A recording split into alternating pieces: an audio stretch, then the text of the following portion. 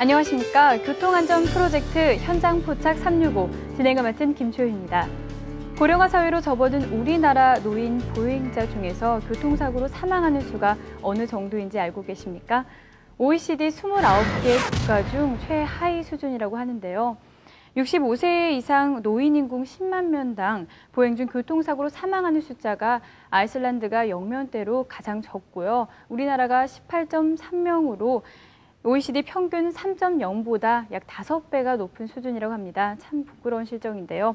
그래서 교통안전 프로젝트 현장 포착 365에서는 운전자와 보행자에게 사고의 경각심을 일깨워드리고자 이 시간 마련해봤습니다. 오늘도 전문가 두 분 모셔봤는데요. 먼저 경찰청 교통안전 담당관실의 유윤근 경감 나오셨습니다. 안녕하세요. 안녕하세요. 경찰청 교통안전 담당관실의 유윤근 경감입니다. 네, 다음은 하나손해보험의 손철호 손해사정사 나오셨습니다. 안녕하세요. 안녕하세요. 하나손해보험 손철호 차장입니다. 네, 얼마 전 보도자료를 보니까요. 서울 마포구 신촌 오거리와 강남 교보타워 교차로에서 지난해 전국에서 가장 많이 사고가 발생했다고 하는데 유인근 경감님 어떻습니까? 교차로에서 사고가 많이 발생하나요? 예, 교차로에서 많이 발생하고 있고요. 교차로에서 사고가 발생하는 근본적인 원인은 그 교차로 신호 주기가 보통 2 내지 3분인데 그 시간을 기다리지 못해서 네. 먼저 진행하면서 발생하고 있습니다. 또 교차로 내부는 차량이 서로 엇갈려 진행하는 곳이기 때문에 차량이 전복된다거나 해서 큰 사고가 나는 경우가 많습니다. 네, 그렇다면 손철호 차장님, 예. 교차로에서는 어떤 안전 습관이 가장 중요할까요? 일단 그 황색 신호는요, 그 녹색 신호의 연장이 아니라 적색 신호의 시작이다. 네. 이렇게 항상 유념하셔야겠고요. 교차로 진입 전에 황색불이 들어오면은 반드시 서행해서 정지하는 운전 습관이 가장 중요하다고 하겠습니다. 이 교차로에선 신호 지켜주셔야 할 텐데요. 이 지난해만 교차로에서 발생한 사고가 10만 건이 발생했다고 하는데요. 이는 전체 사고 중에 절반에 이른다고 합니다. 지금 함께 보실 영상도 교차로에 대한 사고 영상인데요. 이것은 지방 국도에서 발생한 사고입니다. 함께 영상 보시죠. 네, 왕복 1차선 지방국도입니다. 정면에 지금 보시면 교차로 신호등이 보입니다. 지금 빨간불이 켜졌는데도 운전자는 계속해서 달리고 있죠. 네, 지금 갑자기 달리는 승합차에 사고가 많았습니다.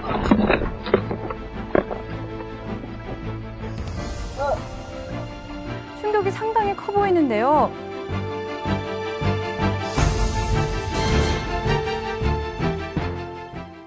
네, 정말 아찔한 순간이었던 것 같은데 이 사고 경위를 그림으로 설명해 주세요. 네, 그 편도 1차로 도로가 교차하는 조그마한 교차로인데요. 차량 그 카메라를 장착한 지금 차량이 전방 적색 신호에 교차로에 진입을 하면서 진입한 직후에 녹색 불로 바뀌었고요. 그 우측에서 좌측으로 승합차 한 대가 그 적색이었는데 그 진행을 했습니다. 이 사고는 양 차량이 모두 신호를 위반한 사고입니다. 그렇다면 이건 달려오던 차량에 더 과실이 있는 건가요? 이럴 경우에는 양 차량이 공히 신호 위반했고요. 네. 그 똑같이 교차로에서 통행 방법을 위반해서 직진하다가 사고 났기 때문에 양 차량 공이 50대 50 과실이 적정한 걸로 이렇게 보여집니다. 네. 그럼 이 교차로에서 발생되는 사고가 많을 텐데요. 사망 사고는 어떻게 되나요? 예, 2010년 한 해 통계 자료를 보면 교차로 내에서 발생한 교통사고로 838명이 사망했는데 그 중에 274명이 신호등 있는 교차로에서 신호위반 사고로 사망했고요. 나머지 그 103명은 신호등 없는 교차로에서 그 통행 방법을 위반해서 발생한 교통사고로 사망을 했습니다. 네, 알겠습니다. 신호를 무시한 채 달린 교차로 위반 사고죠. 다시 한번 영상 보도록 하겠습니다. 네, 차량이 왕복 1차선인 좁은 도로를 달리고 있습니다. 지금 보시면 한적한 상태인데요. 정면에 교차로 신호등이 보이는데 빨간불이 켜졌음에도 불구하고 계속해서 주행하고 있습니다. 네, 이때 승합차와 충돌하고 있습니다. 크게 아주 충돌한 사고 같은데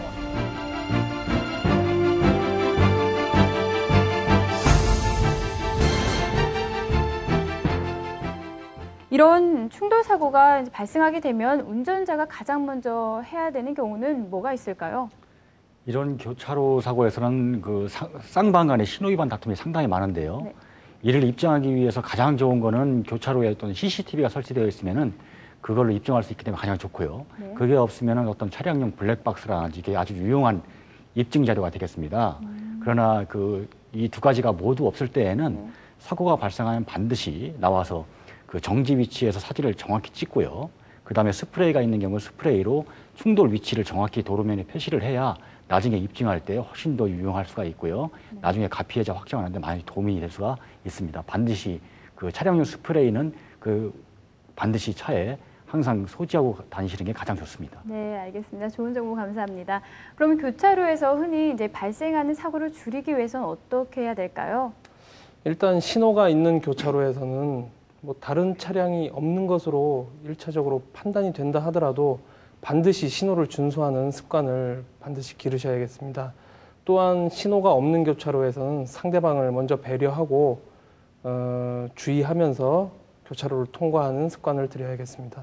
네, 지금 말씀하신 것처럼 교차로에서는 좌우 꼭 확인하시고요. 서행 그리고 안전운행 하시기 바랍니다. 그럼 이어서 두 번째 사고 영상 보시도록 하겠습니다. 지금 달리던 차가 교차로 앞 횡단보도에서 섰는데요. 지금 앞에 보시면 차들은 주행하고 있죠. 네, 지금 보행자가 서서 길을 걷고, 네, 지금 보면 앞에서 배문을 내면서 크게 신호기와 부딪힙니다.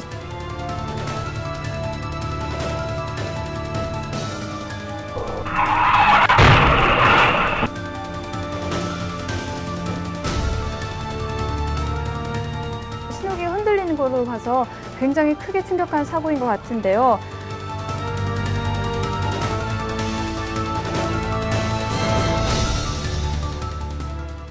지금 도시 한복판에서 엄청난 사고가 일어났어요. 굉음을 내면서 아마 크게 다쳤을 것 같은데 어떻게 된 사고인가요?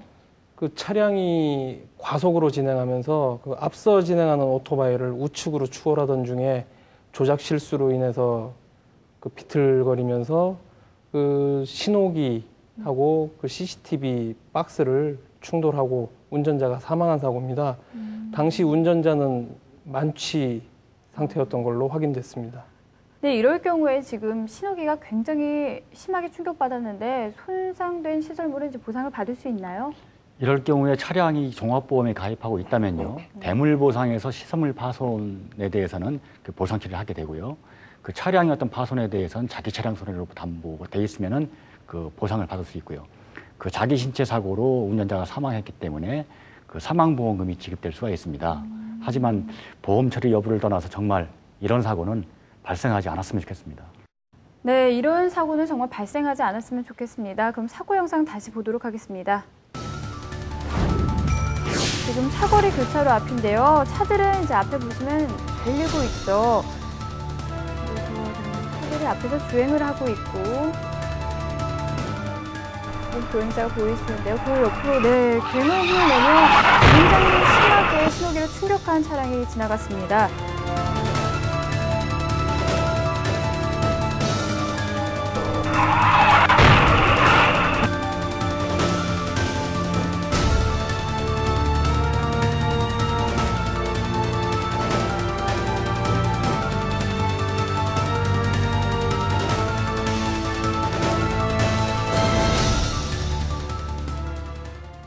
네, 이 쾅하는 소리만 들어도 굉장히 크게 다쳤을 것 같은데요. 지금 다행히 시설물을 이제 들이받기는 했지만 만약에 보행자나 차량을 쳤으면 정말 큰 사고로 이어졌을 텐데요. 어떻습니까? 인도 보행인을 충격했으면 엄청나게 큰 사고가 발생했을 것 같습니다. 그럴 경우에는 그 과속한 운전자는 민사적인 어떤 손해배상에 대한 책임 외에도 인도 돌진이라든지 과속에 대한 어떤 중과실에 해당되기 때문에 형사적 처벌도 받을 수가 있습니다. 네, 형사적 처벌 또한 받을 수 있다고 합니다. 매번 강조하지만 도로는 생명이 달리는 곳입니다. 절대 안전운행 하시기 바랍니다. 그럼 다음 영상 보시도록 하겠습니다. 지금 보시면 아파트 단지인데요. 달리던 차례가 교차로를 지나가고 있습니다. 멀리서 보면 지금 보행자가 지나가고 있는데 차가 멈추지 않고 지금 여학생을 치고 말았습니다. 굉장히 큰 사고인데 지금 다행히 여학생이 일어나긴 했지만 굉장히 아찔한 순간이었습니다.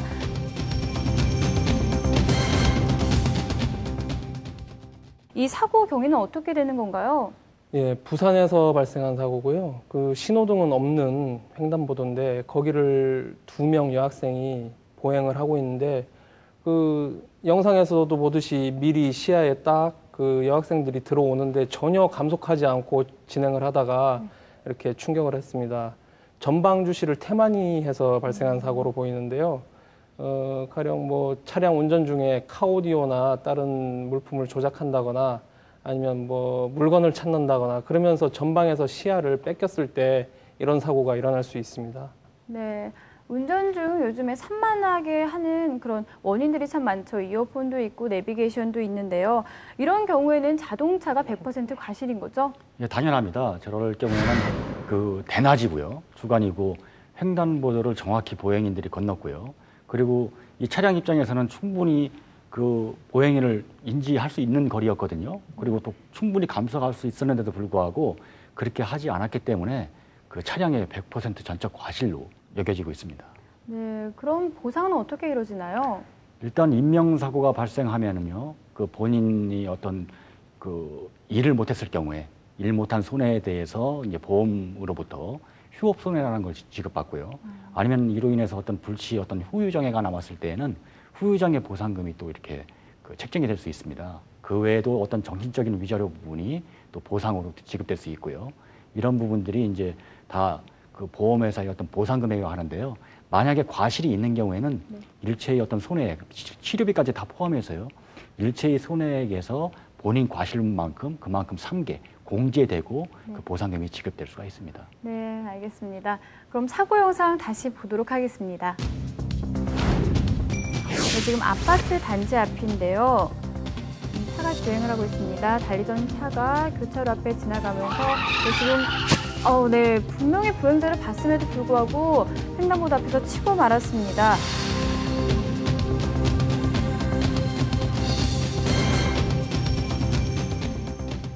지금 보시면 사망사고로 일어나지 않아서 정말 다행인 사고인데요. 이 정지선을 위반한 이 운전자 어떤 처벌이 가해지나요?